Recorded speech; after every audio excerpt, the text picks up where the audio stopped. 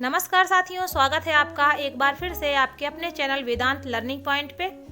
आज आप सभी के लिए डीएलएड सेकेंड ईयर के 7वें प्रश्न पत्र पर्यावरणीय अध्ययन शिक्षण का इकाईवार अंक विभाजन बताने वाली हूँ, यानी कि किस इकाई से कितने नंबर के प्रश्न आपके पेपर में आने वाले हैं उसकी डिटेल मैं आपको बताऊंगी। साथ ही साथ बताऊंगी कि सिलेबस में क्या क्या आप पढ़ेंगे, बहुत ही इम्पोर्टेंट है आप सभी के लिए।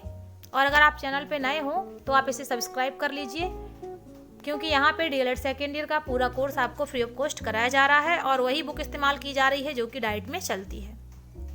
आइए शुरू करते हैं। इस पेपर में आप 6 इकाइयाँ पढ़ेंगे। पहली इकाई जो आपकी रहेगी वो रहेगी आपकी पर्यावरण अध्ययन की अवधारणा। पर्यावरण अध्ययन की अवधारणा पढ़ेंगे, ये आपकी 10 नंबर की आएगी। इसके बाद दूसरी इकाई रहेगी बच्चों के विचारों को समझना, ये 15 नंबर का रहेगा आपका।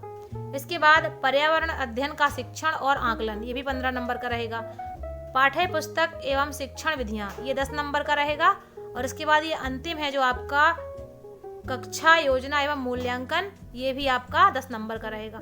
इस तरह से आपके ये 17 नंबर का रहेगा। इकाई नंबर 2 और 3 से 15-15 नंबर के आपके प्रश्न आएंगे और 4 इकाइयों से 10-10 नंबर के आपके प्रश्न आएंगे, तो ये 70 नंबर का पूरा रहेगा।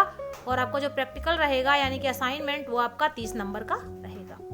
ठीक है, देखिए आप क्या क्या पढ़ेंगे इसमें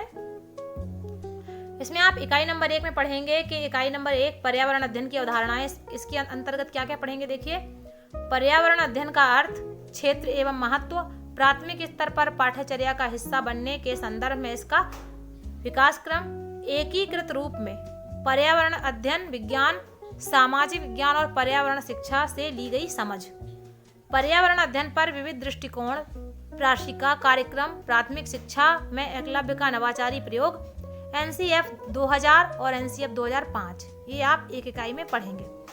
2 इकाई का देखते हैं। 2 इकाई में आपका रहेगा प्राथमिक स्तर के बच्चों के ज्ञान की प्रकृति एवं सीमाएं, बच्चों में ज्ञान अर्जन की विधियां, स्थान और समय की अवधारणा, पर्यावरण अध्ययन के संदर्भ में बच्चों की संज्ञानात्मक विकास की अवधारणाओं में पियाजे के अनुसार परिवर्तन, पाठ्य पुस्तकों सहित पाठ्यचर्या सामग्री के विभिन्न प्रकल्पों की समीक्षा विश्लेषण, ये आपका दूसरी इकाई का सारा रहेगा।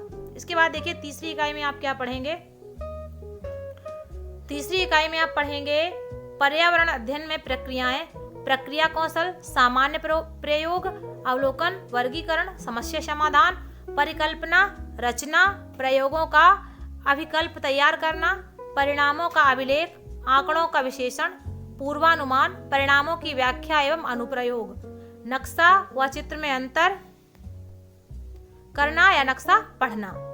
और साथ ही साथ पढ़ेंगे आप पूछताछ के तरीके, गतिविधियां, परिचर्चा, समूह कार्य, भ्रमण, सर्वेक्षण, प्रयोग आदि, बच्चों के विचार व उनके अनुभव सीखने के साधन के रूप में उपयोग करना, कक्षा शिक्षण में शिक्षक की सुविधादाता के रूप में भूमिका, पर्यावरण अध्ययन, भाषा और गणित का एकीकरण, कक्षा में सूचना संचार तकनीकी आईसीटी का प्रयोग, आकलन एवं मूल्यांकन, परिभाषा, आवश्यकता एवं महत्व, आकलन की विभिन्न विधियां एवं भविष्य में अधिगम के लिए आकलन का उपयोग। अगली इकाई नंबर 4, इसमें आप पढ़ेंगे पर्यावरण अध्ययन के शिक्षण की तैयारी, योजना को प्रभावशाली बनाने की आवश्यकता, पर्यावरण अध्ययन शिक्षण के कुछ उदाहरण, बच्चों के वैकल्पिक दृष्टिकोण को समझना, अवधारणा चित्र एवं थीमेटिक वेव चार्ट, संकल्पना, अवधारणा एवं विषयगत भेद, नक्शे, चार्ट्स। इकाई योजना की रूपरेखा बनाना एवं उसका उपयोग, संसाधन इकट्ठा करना, स्थानीय स्तर पर उपलब्ध सामग्री का उपयोग, दृश्य श्रव्य एवं इलेक्ट्रॉनिक सामग्री, प्रयोगशाला विज्ञान किट, पुस्तकालय, सहपाठी समूह अधिगम, बच्चों की आपसी बातचीत का उपयोग। 5वीं इकाई में आप पढ़ेंगे पाठ्य पुस्तक एवं शिक्षण विधियां, पर्यावरण अध्ययन की पुस्तक तैयार करने के संदर्भ में मार्गदर्शक सिद्धांत, सामाजिक दार्शनिक एवं मनोवैज्ञानिक संदर्भ, पर्यावरण अध्ययन शिक्षण हेतु विषय वस्तु उपागम एवं शिक्षण विधियां, बातचीत आधारित एवं भागीदारी पूर्ण विधियां, सुविधादाता के रूप में शिक्षक, इकाई की विषय वस्तु की संरचना, अभ्यास कार्य की प्रकृति एवं उसका क्रियान्वयन, अधिगम के संकेतक एवं मापदंड। प्रभावी शिक्षण के लिए अधिगम संसाधन, ये आपकी 5वीं इकाई का रहेगा। इसके बाद 6वीं इकाई में आप पढ़ेंगे कक्षा योजना एवं मूल्यांकन, शिक्षण की तैयारी, पर्यावरण अध्ययन शिक्षण की योजना, सत्र योजना, इकाई योजना एवं कालखंड योजना, योजना का मूल्यांकन, चिंतनशील शिक्षण एवं अधिगम की समझ, मूल्यांकन की अवधारणा एवं महत्व CCE, चिंतनशील प्रश्नों की तैयारी एवं चयन, सतत एवं व्यापक मूल्यांकन CCE, अधिगम के लिए आकलन, अधिगम का आकलन, रचनात्मक मूल्यांकन एवं उसके साधन, योगात्मक मूल्यांकन, मूल्य तुलना, सारणी, वेटेज टेबल, फीडबैक एवं रिपोर्टिंग प्रक्रिया, अभिलेख एवं रजिस्टर। सत्रगत कार्य में देखिए आपको क्या क्या करना रहेगा। सत्रगत कार्य रहेंगे आपके, पर्यावरण की विषय वस्तु पर आधारित पाठ्य योजनाएं निर्मित होंगी। इसके बाद आपका रहेगा inter disciplinary multi disciplinary approach पर आधारित पाठ्य योजनाएं, ALM आधारित पाठ्य योजनाएं,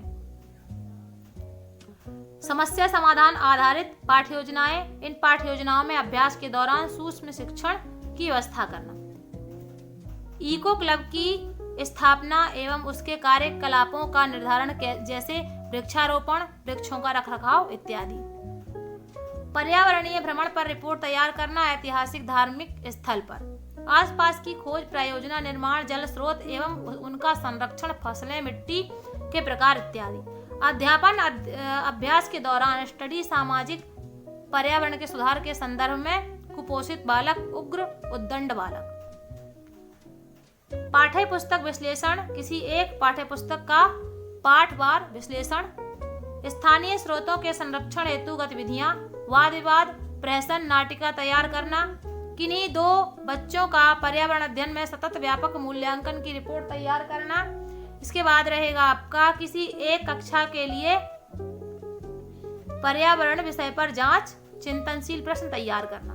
वैसे नॉर्मली तो आपकी जो आपके शिक्षक रहेंगे या शिक्षिका रहेंगी वो आपको 5 से 6 प्रश्न बना के दे देंगी, उन्हीं के अंतर्गत आपको डिटेल लिखनी रहेगी। इस तरह से आपका ये पूरा सिलेबस रहेगा।